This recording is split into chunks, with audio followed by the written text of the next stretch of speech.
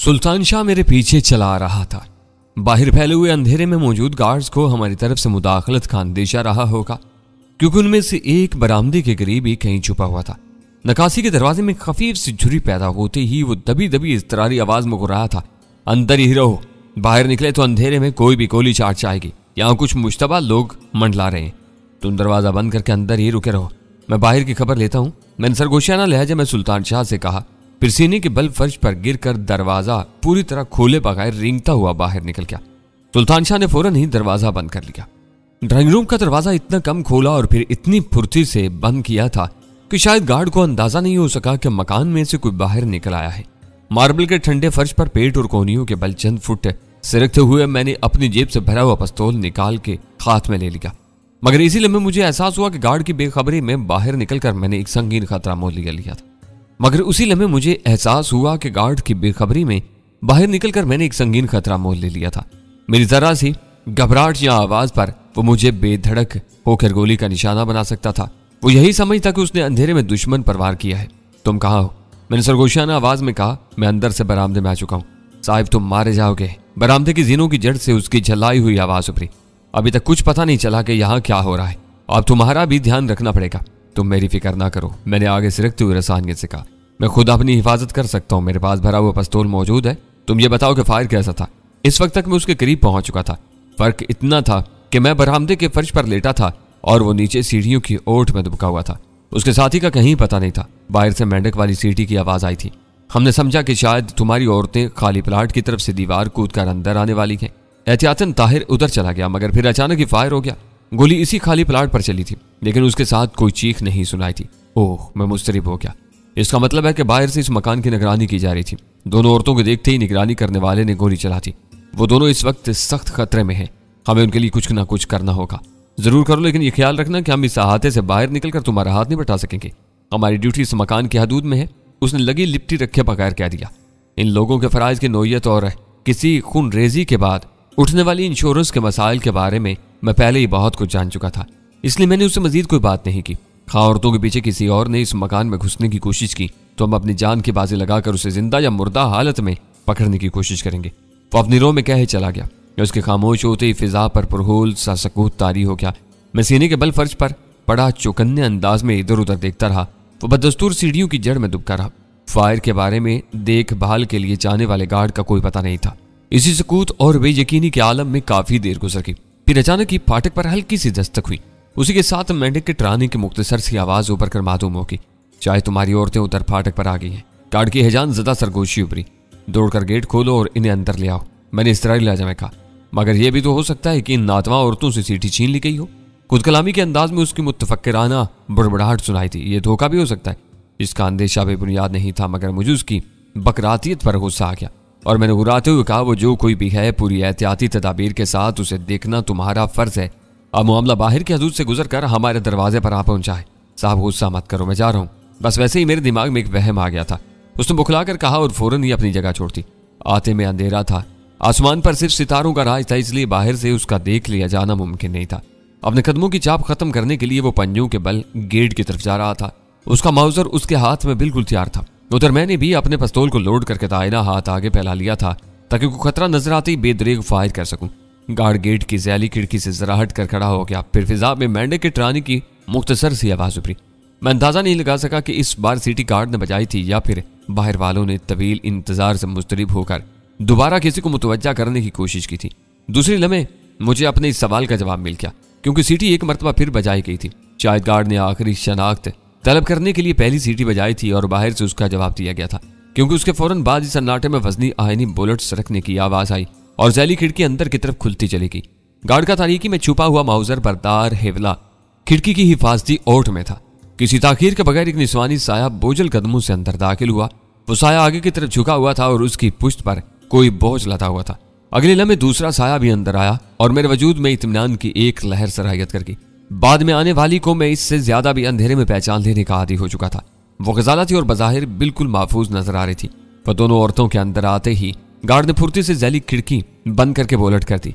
इसी असना में वीरा अपनी पुष्प पर लदे हुए बेहिस्सो हरकत वजूद को फर्श पर डाल चुकी थी। इसे उठाकर अंदर ले आओ।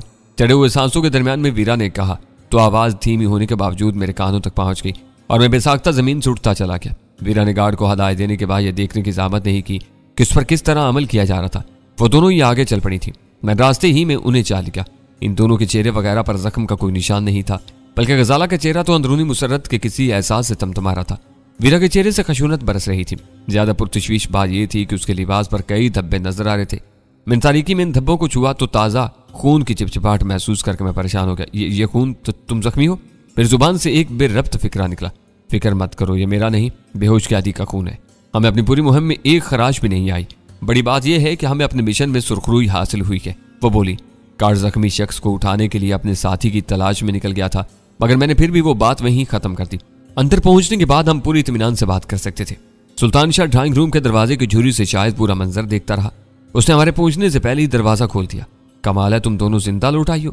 वो इन्हें देखते ही चहकने लगा। हम लोग तो तुम्हारी तदफीन और बाद की मंसूबाबंदी कर रहे थे। ये तुम्हारी पुष्ट पर कौन सवार था? तुम हमें मुर्दा ही समझते रहो। वीरा चटक कर बोली। वो आएगा तो इसी से पूछ लेना कि वो कौन है। चंद मिनट पहले गोली किसने चलाई थी? मैंने सवाल किया। गजाला का निशाना बेखता होता है। वीरा की आवाज पुरस्ताज थी। मेरा अंदाजा है कि इसकी चलाई हुई गोली इस मरदूद की पीठ के निचले हिस्से में पस्त हुई है। वो तारीख और वीरान प्लाट की जानिब से इस मकान की दीवार पर चढ़ रहा था। गोली खाते ही किसी मुर्दा चिपकली की तरह कूड़े क्रिकेट के ढेर पर गिर गया। वो जिंदा था मगर भागने के काबिल नहीं था। मैंने फुर्ती से उसे काबू करके बेहोश कर लिया। अब देखना है कि वो क्या कहानी लेकर होश में आता है। इस असना में दोनों गार्ड इस बेहोश शख्स को चारों हाथ पैरों से लटकाए वहां ले आए। हमने ड्राइंग रूम का कालीन आलूदा करने के बजाय उसे अंदर लाबी में पहुंचा दिया, जहां मार्बल का खूबसूरत फर्श कालीन से महरूम था। दोनों गार्ड्स बेहोश शख्स को जमीन पर डालकर वापसी के लिए मुड़े तो मैंने उन्हें रोक लिया। इस वक्त हम पांचों मकान के अंदर हैं। बाहर कोई गड़बड़ हुई तो कौन जिम्मेदार होगा? 0 वाट के सब्ज बल्ब की नाकाफी रोशनी में एक गार्ड बगले झांकने लगा, लेकिन दूसरे ने जरा भी झिझक के बगैर कहा, बाहर गड़बड़ करने वाले को तुम्हारी औरतों ने पकड़ लिया और इत्मीनान से अंदर ले आई, तो अब क्या खतरा हो सकता है? उसकी डंडा डोली करने के बजाय हम में से कोई इसे अपनी कमर पर लाद कर लाता तो बुरी तरह गंदा हो जाता। ये शख्स बुरी तरह जख्मी मालूम होता है। कमर से निचला हिस्सा खून में डूबा हुआ है। इस खून के धब्बे तुम्हारी साथी के कपड़ों को भी दागदार कर चुके हैं। शाम से ये दूसरा वाक़या है। बाहर जाकर बेफिक्र ना हो जाना। हमारे खून के तलबगार तीसरी बार भी कोई कोशिश कर सकते हैं। दिन वालों ने हमें बता दिया था कि अंधेरा फैलने के बाद भी किसी ने दीवार फांद कर अंदर आने की कोशिश की थी, मगर फायर होती ही अंधेरे में कहीं गायब हो गया। एक गार्ड ने कहा, तुम बेफिक्र हो, हम मुतवक्का खतरात से पूरी तरह आगाह है। हो सकता है कि शाम को भी इसी आदमी ने अंदर घुसने की कोशिश की हो जो इस वक्त पकड़ा गया है। तुम हमें इजाजत दो तो हम मार मार कर इससे हर बात उगलवा लेंगे। अपने फराइज की अंजामदही के लिए हमें मशकूक लोगों पर थोड़ा बहुत तशद्दुद करने की इजाजत है। ये थोड़े बहुत तशद्दुद से जुबान खोलने वालों में से नहीं है। जुबान से एक गलत बात निकलते ही मुलजिम मुजरिम बन जाता है। हमारे शक यकीन में बदल जाए तो हम सामने वाले के औसान खता कर देते हैं। ये कहीं ना कहीं बह कर हमें मनमानी करने का पूरा मौका दे देगा और हम अपना खेल शुरू कर देंगे। उसकी सोच पेशावराना और इस्तदलाल मंतकी था, मगर यह बात बहुत खतरनाक थी कि कानून नाफिज करने वाले इदारों के घटते हुए असर और सूख की कोख से एक मौलिक रुझान जन्म ले रहा था। गैर मुजव्वजा अफराद की तरफ से पुरतशद्दुद बाज़पुरुष के आज़ाइम इसी रुझान के आइनादार थे। तुम अपना काम देखो, कैदी से हम निमट लेंगे। मैंने उन्हें टालने की नीयत से कहा, बहुत बेहतर, लेकिन कैदी जिंदा है, इसे जिंदा ही रहना चाहिए। हमारे हाथों भी कोई मारा जाता है तो बहुत लंबी चौड़ी कार्रवाई होती है। ये कहकर वो दोनों वापस चलती गए। एक जिंदा दुश्मन का जख्मी हालत में पकड़ा जाना हम सबके लिए दिलचस्पी और सनसनी का बायस था, मगर इस वक्त ज्यादा अहमियत गजाला और वीरा की रिपोर्ट की थी। वो दोनों जिस मिशन पर गई थी वो बहुत पुरखतर था। मेरे लिए बहुत बड़ी बात थी कि वो दोनों खैरियत से वापस आ गई थी, लेकिन मैं उनकी कारकर्दगी के बारे में जानने के लिए मुस्तरिब था। लेकिन इस दौरान में सुल्तान शाह अपनी जिम्मेदारी से गाफिल नहीं था। उसने फुर्ती से बेहोश कैदी की जामा तलाशी ले डाली थी और उसकी जेब से एक भरा हुआ पिस्तौल बरामद करके अपने कब्जे में ले लिया था। ऐसी बातें खड़े खड़े नहीं बताई जा सकती। मेरे सवाल पर वीरा ने कहा, जहांगीर की ख्वाबगाह में हल्की सी रोशनी है, हमें वहीं चलकर बैठना चाहिए। जहांगीर की ख्वाबगाह बहुत कुशादा थी और वहां बैक वक्त मुतअद्दिद अफराद के बैठने की गुंजाइश मौजूद थी।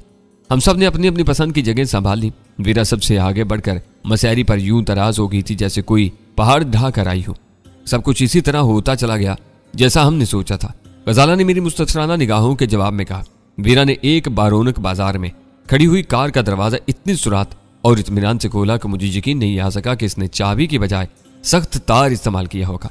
इसी सफाई से गाड़ी स्टार्ट हुई और हम किसी की नजरों में आए बगैर अपनी मुहिम पर रवाना हो गए। यह तफसील तुम बाद में बता सकती हो, मैंने बेताबाना अंदाज में उसकी बात काटते हुए कहा। यह बताओ कि नारमन का क्या रहा? उसे खत्म करना तुम्हारा असल मिशन था। दोस्त मत दो, वीरा लेटे लेटे गुर्राई। वाकयात तरतीब ही से बताए जा सकते हैं। हमें मालूम है कि हम किसी मिशन पर गए थे। इस बार मेरे अंदाजे बिल्कुल दुरुस्त साबित हुए। बको, जिस तरह चाहो बकती चली जाओ। मैं काम की बातों का सब्र से इंतजार कर लूंगा। शाबाश, वतन से बोली। सादतमंद बच्चे ऐसे ही होते। फिर वीरा ने अपनी कहानी शुरू कर दी। रोजमर्रा इस्तेमाल की गाड़ियों में तूफानी उठान, बरकरफ्तारी और गुंजान ट्रैफिक में तीखे जावियों से ड्राइविंग के एतबार से वीरा को हमेशा शेराड या हुंडा सिविक कार पसंद थी। इसने शहर के एक भरे पूरे बाजार से कार चुराते हुए भी अपनी पहली पसंद पर कोई समझौता नहीं किया था और एक तकरीबन नई शेराड कार पर हाथ साफ किया था। इस कार के जरिए इन दोनों को अपनी मंजिल मकसूद पर पहुंचने में कोई दुश्वारी पेश नहीं आई। वहां उतरने के बाद भी वीरा ने कार को गैर मुकफ्फिल छोड़ने का खतरा मोल नहीं लिया और पूरे इत्मीनान से दरवाजे मुकफ्फिल करके गजाला के साथ मतलूबा इमारत की तरफ खोली। तहफ़ के लिए इस्तेमाल होने वाले नफीस कागज में लिपटी हुई G3 और फिर उन दोनों की जारहाना वज़ाकता की वजह से इस इमारत के चौकीदार ने इनसे बाजपुरुष की हिम्मत नहीं की और वह दोनों पूरे एतमाद से लिफ्ट में सवार होकर 5वीं मंजिल के लिए रवाना होगी। वो 5वीं मंजिल पर लिफ्ट से बाहर निकली तो एक नौजवान जोड़ा लिफ्ट का मुंतजिर था। इनसे रस्मी मुस्कुराहट का तबादला करके वो दोनों एक तरफ चल पड़ी, जैसे वाकई किसी मखसूस फ्लैट में जाने का इरादा रखती हूँ। इस जोड़ों के गायब होते ही वो वापस पलटी और लिफ्ट के साथ बने हुए जीनों से नीचे उतरती चली गई।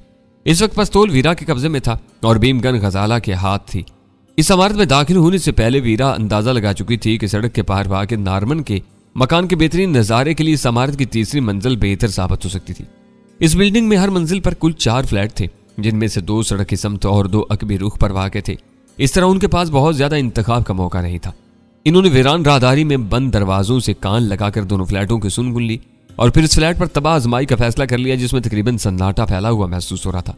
डोरबेल के जवाब में मुतवस्सित उम्र की एक खुश शक्ल और खुश लिबास औरत ने दरवाजा खोला और उससे बेशतर के वो इन दोनों से कुछ सवाल करती वीरा हाय रेहाना डार्लिंग कहकर किसी जोंक की तरह उससे लिपट गई और उसके कान में तेज तरगोशी करते हुए बोली, हम दोनों मुसल्ला हैं। तुमने चंद मिनट के लिए हमसे ताउन किया तो हर किस्म के नुकसानात से महफूज रहोगी। हम तुम्हें लूटना या कोई नुकसान पहुंचाना नहीं चाहते। फ्लैट में मौजूद लोगों को एक कमरे में जमा कर लो ताकि इन्हें अपनी पुरानी सहेली से मुतारिफ करवा सको। अपनी हदायत खत्म करके वीरा जूं ही उस औरत से अलग हुई, वो किसी कटे हुए शातिर की तरफ फर्श पर गिरने लगी। गजाला ने बर वक्त अंदाजा लगा लिया कि वो औरत दहशत और सदमे से कड़े कड़े बेहोश हो चुकी थी। उसके गिरने की धमक से निचली मंजिल के मकीन चौंक कर सूरत हाल जानने के लिए ऊपर आ सकते थे, इसलिए गजाला ने फुर्ती से उससे सहारा देकर फर्श पर लेटा दिया। इस वक्त तक फ्लैट के अंदरूनी हिस्से से किसी रद्द-ए-अमल का इजहार नहीं हुआ था। गजाला भीमगन निकाल कर वहीं जम गई और वीरा पिस्तौल तान कर चौकन्ने अंदाज में अंदर चलती। इन दोनों की कुछ किस्मती थी कि 3 ख्वाबगाहों वाले इस पुरसाइज फ्लैट में इस औरत के अलावा 4-5 बरस की सिर्फ एक सेहतमंद बच्ची मौजूद थी, जो अंदरूनी ख्वाबगाह में टेलीविजन पर प्रोग्राम देखने में मुनहमिक थी। वीरा लड़की के इनमाक में खलल डाले बगैर उल्टे कदमों वापस लौट आई। फ्लैट का दरवाजा बुलेट कर लेने के बाद इन दोनों ने बेहोश खातून खाना को एक खाली ख्वाबगाह में बिस्तर पर डाल दिया ताकि बच्ची पर अपनी मां की अचानक नींद का कोई न खुशगवार असर न पड़े। किचन में चूल्हा रोशन था, उस पर हांडी चढ़ी हुई थी और फ्लैट की फिजा इश्तिहा अंगेज खुशबू से रची हुई थी। गजाला ने गैस का वाल्व बंद करके चूल्हा सर्द कर दिया। इस दौरान में वीरा ने देख लिया कि ड्राइंग रूम की सड़क की तरफ खुलने वाली खिड़की से नारमन का मकान और उसकी खाली ख्वाबगाह साफ नजर आ रही थी। वो दोनों ही मासूम बच्ची को किसी सदमे से दो-चार नहीं करना चाहती थी, लेकिन इन्हें यह खौफ पिलाहक था कि कहीं बच्ची अपने घर में अचानक 2 अजनबी औरतों की मौजूदगी से वाकिफ होकर चीखना या रोना न शुरू करती। इस तरह उन दोनों की सलामती को जो खतरात लाहक होते वो अपनी जगह थे, लेकिन दहशत से बच्ची के ज़हन पर शदीद मनफी असरात मुरत्तब हो सकते थे। उन दोनों के पास बहुत ज्यादा वक्त नहीं था। वीरा G3 के खुले हुए हिस्सों को यकजा करके अपने शिकार की घात लगाने के लिए ड्राइंग रूम में जा घुसी और गजाला दोस्ताना अंदाज में बच्ची को मुखातिब करती हुई टेलीविजन वाले कमरे में दाखिल होगी। बच्ची ने खुशगवार हैरत से गजाला का इस्तकबाल किया, मगर फौरन ही एक नाजुक सवाल दाग दिया, आप कौन है? मेरी मम्मा कहाँ है? वो मासूमियत से गजाला की तरफ देख रही थी। गजाला ने बच्ची से बहाना किया कि उसकी माँ पड़ोस के फ्लैट में गई थी और खुद बच्ची के पास जा बैठी।